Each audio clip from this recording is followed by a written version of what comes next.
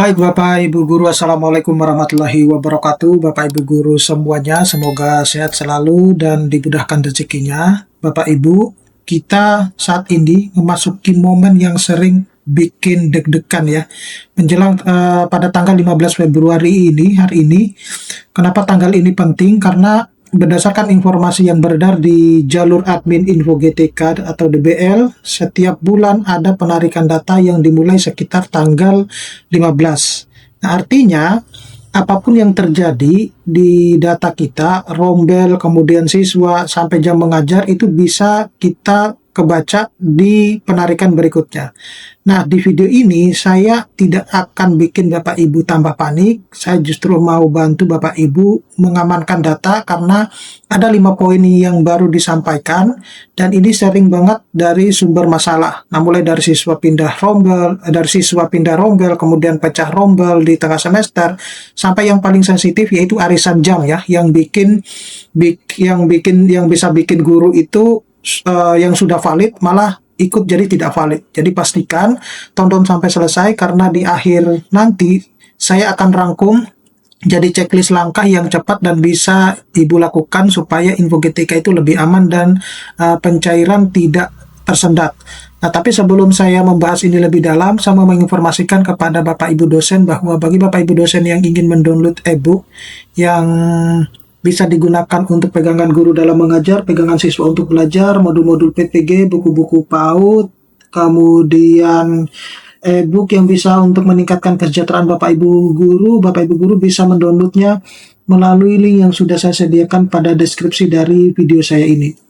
Nah, jadi di video ini pada dasarnya adalah hampir mungkin ya peringatan ya atau panduan teknis untuk guru penerima tunjangan sertifikasi atau TPG agar lebih bersiap ya pada tanggal 15 Februari ini karena penarikan data rutin itu dilakukan setiap tanggal 15 setiap bulannya ya. Maka fokusnya adalah pastikan info GTK atau Dapodik itu rapi dan valid sebelum penarikan data supaya pencairan itu tidak tersendat. Nah, yang ditekankan itu banyak masalah terjadi bukan karena hak guru dipersulit ya, tapi karena data dan validasi tidak sesuai aturan sistem, terutama soal rombel dan jam mengajarnya. Nah, jadi ini tadi sudah saya sebutkan ya bahwa tanggal 15 itu tanggal krusial ya untuk setiap bulannya Bapak Ibu guru ya untuk penarikan data di Dapodik. Nah, tujuannya sebenarnya untuk memastikan data valid agar proses pencairan itu lebih lancar. Nah, oleh karena itu, stabilitas rombel, kemudian perpindahan siswa, dan pembagian jam mengajar itu harus benar-benar tertata dengan baik, Bapak Ibu Guru.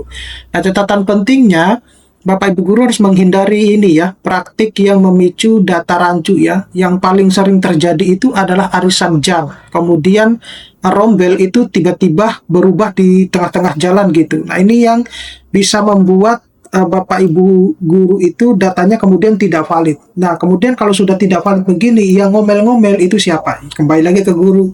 Nah, gitu. Padahal sudah ditekankan, sudah disampaikan ya bahwa jangan sampai melakukan arisan jam ya.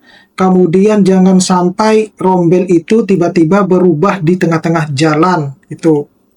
Nah, selanjutnya pada poin ada 5 poin ya penting yaitu poin 1 sampai 2 ini dulu. Jadi pertama, siswa pindah rombel itu boleh ya, tetapi satu siswa dihitung satu kali ya. Jangan misalnya satu siswa itu kemudian dia berulang kali pindah rombelnya ya.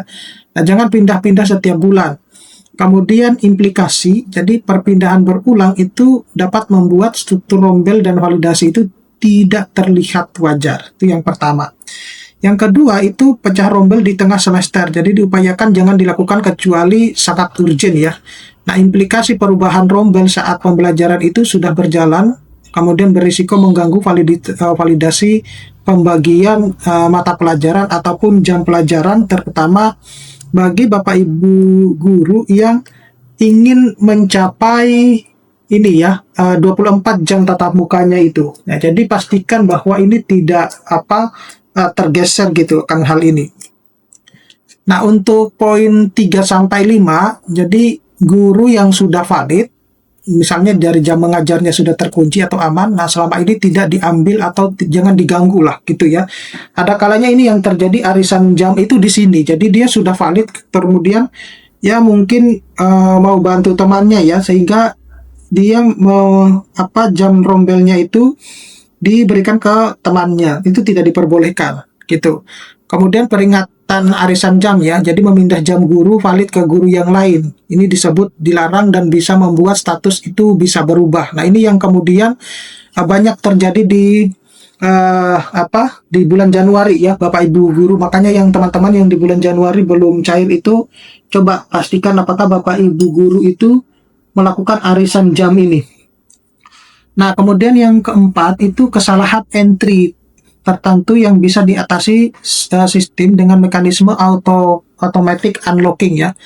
Nah, maknanya ini bantuan sistem sebenarnya, tetapi tetap dirapikan data, jangan mengandalkan unlocking. Jadi, kalau Bapak Ibu guru merasa tidak terlalu menguasai ini ya, maka bantuan dari operator sekolah itu sangat penting gitu. Jadi, jangan selalu mengandalkan dirinya ya, tanyakan dulu kepada operator sekolah, karena ini sangat akan membantu Bapak Ibu guru sendiri ya tentang hal tersebut.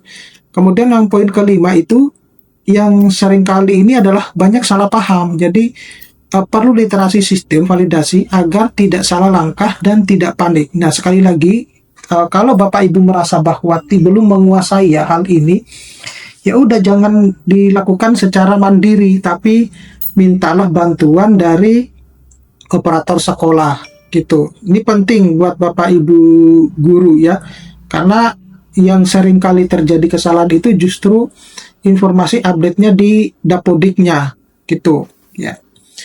Nah, selanjutnya untuk kenapa ada validasi ya, ini yang kemarin dibahas di DPR ya dengan PGRI, bahwa PGRI itu menginginkan bahwa pencairan tunjangan sertifikasi guru itu harus lebih sederhana, kemudian dipermudah, lancar, tidak ada hambatan apapun, kemudian tidak perlu validasi gitu ya. Harapannya mudah-mudahan ini segera digolkan gitu ya, karena kalau melihat di pencairan tunjangan yang untuk KSN yang lain ya, seperti TNI, Polri ataupun yang lain, itu tidak ada sistem validasi dan yang lain. Pokoknya kalau tunjangan cair ya cair gitu ya, tidak ada hal-hal yang harus yang harus dilakukan gitu ya. Artinya harus menunggu validasi dan lain sebagainya. Nah, validasi itu diklaim bukan untuk sebenarnya mempersulit gitu, tapi sebenarnya kenyataan di lapangan itu kadang untuk mempersulit ya gitu, tetapi memastikan tunjangan itu tetap sasaran dan dapat dipertanggungjawabkan. Kemudian di lapangan ada keluhan proses terasa panjang atau administratif ya, dan muncul sebanding dengan profesi lain. Jadi sudut pandang ini itu fokus pada hal yang bisa dikontrol, data rapi, peluang lancar lebih besar, seperti itu ya. Nah, checklist praktis untuk tanggal 15 ini ya, jadi hindari ubah rombel, pecah rombel dari tengah semester tanpa alasan kuat. Jangan pindah-pindah siswa antar rombel ya berulang-ulang. Jika sudah valid, jangan ikut skema arisan jam. Jika belum valid, jangan ngambil jam guru yang sudah valid ya. Cari pemenuhan jam pelajaran yang sah.